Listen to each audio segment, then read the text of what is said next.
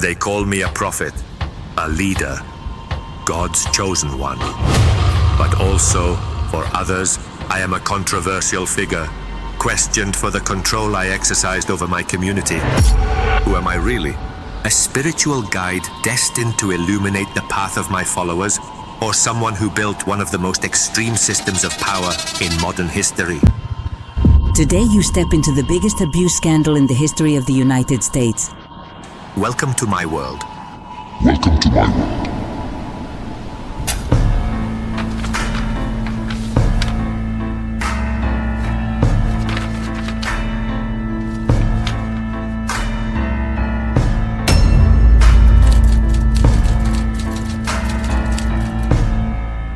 Polygamy, an ancient practice with deep roots, was originally seen by Mormons as a heavenly law that brought them closer to God, and its prohibition in 1890 with Wilford Woodruff's Manifesto generated a division. The Church of Jesus Christ of Latter-day Saints, known as LDS, decided to abandon it forever. But for others, the value of polygamy never disappeared.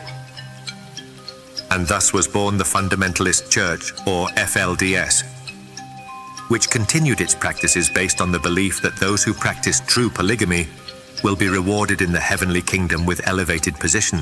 I was born on December 3rd, 1955, in Sacramento, California, under circumstances that some called a miracle.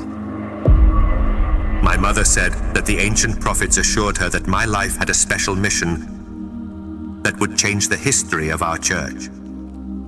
My father, 𝗀𝗏 𝗪𝗓, assumed a very influential leadership role in the community, leading hundreds of followers. In 1986, my father rose to absolute power within the church. With his leadership, our family ceased to be just one in the congregation and became the center of a movement that would soon make headlines around the world.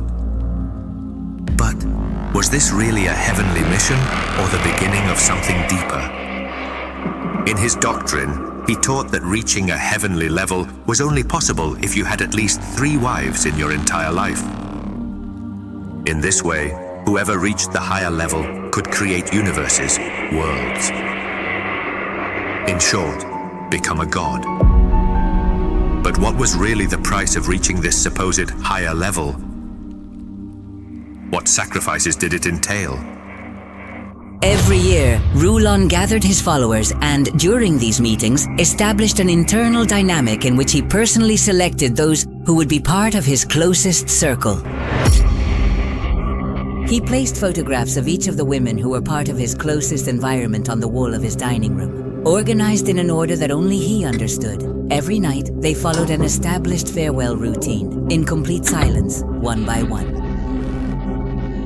Throughout the 1990s, my father was declining due to health problems, and I began to manage various responsibilities within the FLDS, overseeing key aspects of the members' daily lives.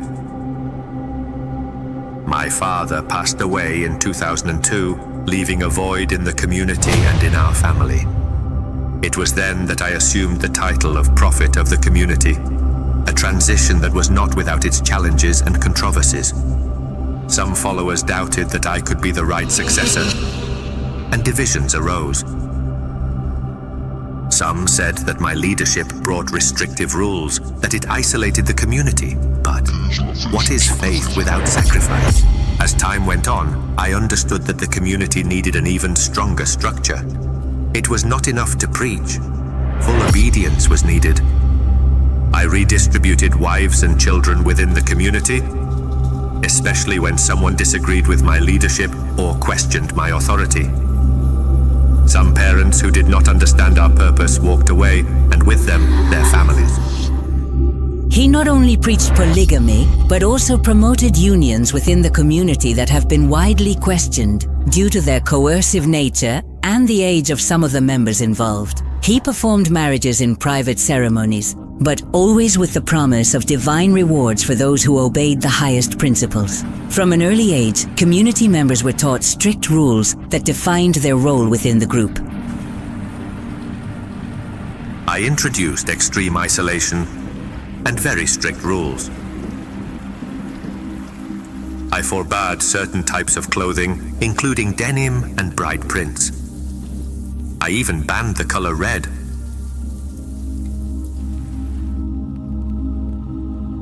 Since 2004, his life has been the subject of intense federal investigation following several allegations, one of which came from one of his nephews who claimed to have been abused during his childhood. The investigation was very complex, involving multiple testimonies and evidence of human trafficking, child abuse, and forced marriages within the FLDS. Throughout my life, I married 78 women. The authorities distributed several posters with my image, offering a reward of more than $10,000. 2 years later, I was included in a high priority list for the authorities, becoming one of the 10 most wanted fugitives by the FBI. The reward amounted to $100,000. For months, I was forced to go on the run. I managed to evade the authorities by using false identities and disguises. In addition, some followers helped me with financial resources and logistics. To the outside world, I was a threat, but within my community, I was a guide. On August the 28th, 2006, around 9 p.m., my brother Isaac, my loyal follower Naomi, and I were stopped on Interstate 15 in Clark County, Nevada, by police officer 𝗬𝗙𝗏𝗏. The initial reason seemed like a simple problem with the Cadillac Escalade's license plate, but the officer soon recognized me and discreetly called for backup. In the trunk, I had 4 computers, 16 cell phones, disguises, and a sum of over $55,000 in cash. In the back of the basement, investigators found a vault, where I kept countless confidential records and personal files containing all my secrets. My capture in 2006 was the result of an intense federal manhunt. By then, I had already formed an extended family that followed my footsteps and beliefs. After my arrest, I was extradited to Utah. During the trial in 2011, multiple evidence was presented related to the control structure and internal rules imposed in the community.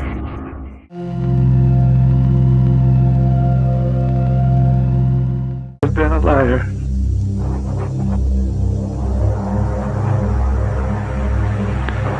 And the truth is not in me.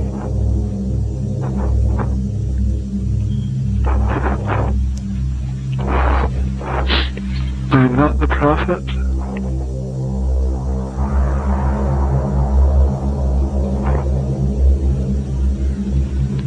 I never was the prophet. You are the prophet. This is not a test. This is a revelation from the Lord God of heaven.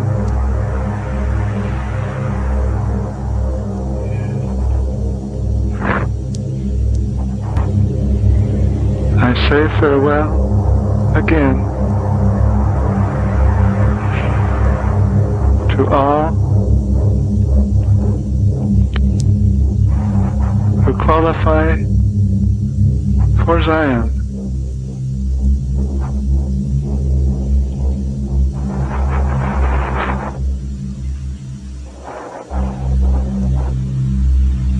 Farewell. We love you.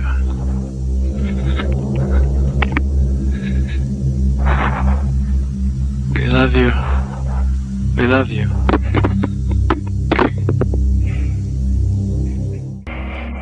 The sentence included 2 life sentences, plus an additional 20 years for crimes linked to abuse of power, coercion within the group, and the imposition of non-consensual personal ties. Despite my incarceration, some supporters continue to consider me the prophet.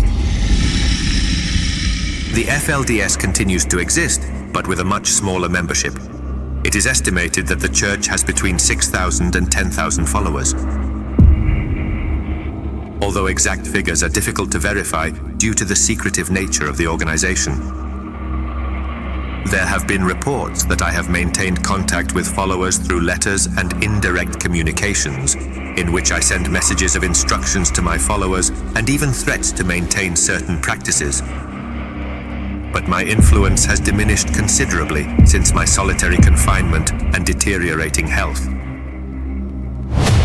I am currently serving time in Texas State Prison, where I am in solitary confinement. I will have the opportunity to apply for parole when I have served 45 years in 2038. But my chances of being granted parole are still very low, given the nature of my crimes. If I regain my freedom, will I go back to leading the community? Some believe my power has come to an end, but others claim my voice is still heard. In a world where extreme beliefs often find a second life, will this be the last we hear of such a controversial sect? If you liked this video, like it and subscribe for more shocking crime and mystery content. Don't forget to share your thoughts in the comments. In Susanna von Richthofen's life, there was no lack of aristocratic lineage, a fortune worth millions, professional and attentive parents, an exemplary education. However, forbidden love and the desire for unbridled freedom led her down a dark path.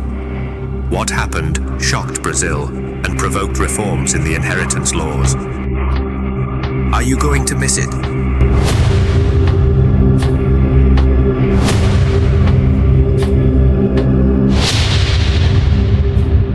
Never turn off the light.